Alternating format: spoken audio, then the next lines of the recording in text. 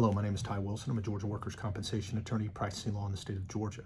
And our video topic for today is got a call from someone who was involved in a motor vehicle collision while they were working. So they have two separate claims. They have a workers' compensation claim and they have a personal injury claim. And their question to me was, which one do I use or set up and move with first? What is the priority of the two claims? That is a very personal decision.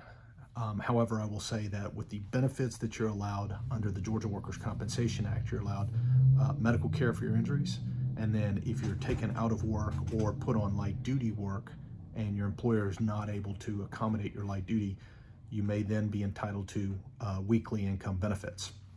Whereas on a personal injury side of things, you are obtaining medical care on your own and coming out of pocket unless the medical provider is working with you on a lien basis.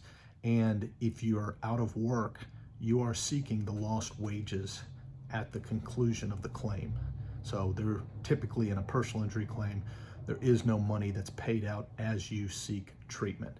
It is something where you seek reimbursement for the treatment that you've obtained while you've been getting both the medical care and lost wages and pain and suffering. Workers' comp, on the other hand, does not have pain and suffering.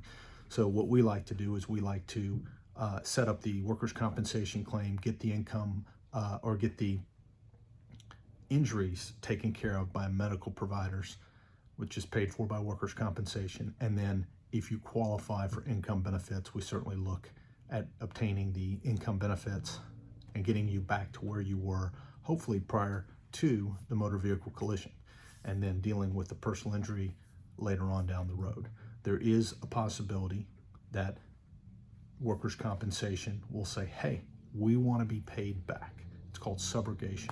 And so that's something that you definitely want to have an attorney involved with if you have a situation like that. If you have a specific question about a personal injury and workers' compensation, what we call a combination claim, feel free to check out our other videos, give us a call, and we'll see you on the next video. Thank you.